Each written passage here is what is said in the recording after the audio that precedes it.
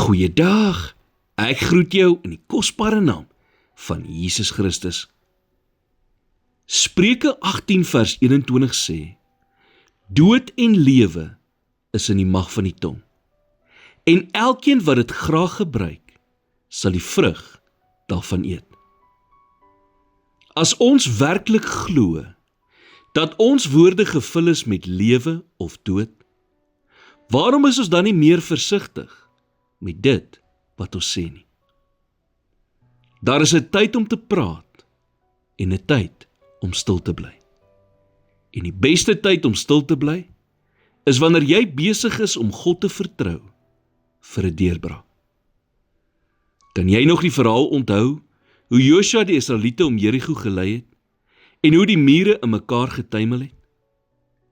Josua 6 vers 10 sê, en Josua het aan die volk bevel gegee en gesê, julle mag nie skreeu of julle stem laat hoor nie, en geen woord mag uit julle mond uitgaan nie, tot op die dag dat ek vir julle sê, skreeu, dan moet julle skreeu. Josua het geweet wat die waarde daarvan is om stil te wees. Die Here het vir Josua gesê, hy sal oorwinning oor Jerigo hê, en het vir hom spesifieke instruksies gegee oor hoe om oorwinning te kry. Nou dit mag dalk vreemd klink, om vir duisende mense te sê, om nie een woord te praat, terwyl hulle om die stad marseer nie. Maar dink bietjie hieroor. Hoeveel keer het ons nie al onsself uit oorwinning uitgepraat, deur negatiewe goed te spreek, as die deurbraak nie so vinnig kom, soos wat ons gedink het, dit sal nie. Om stil te wees, is 'n belangrike vaardigheid wat al die verskil kan maak, wanneer jy besig is om op God te wag. Wanneer jy besig is om op God te wag vir 'n deurbraak, is die enigste keer wanneer jy moet praat, wanneer jy sê, dankie. Dankie Here, dat alles sal uitwerk.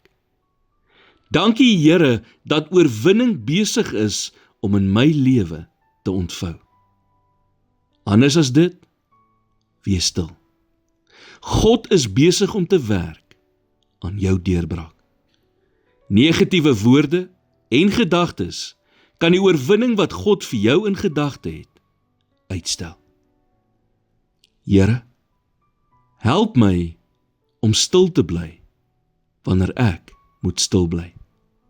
Lei my mond deur u Gees, sodat ek lewe, hoop en dankbaarheid sal spreek oor my omstandighede, in plaas van vrees, negativiteit en moedeloosheid. In Jesus naam bid ek dit.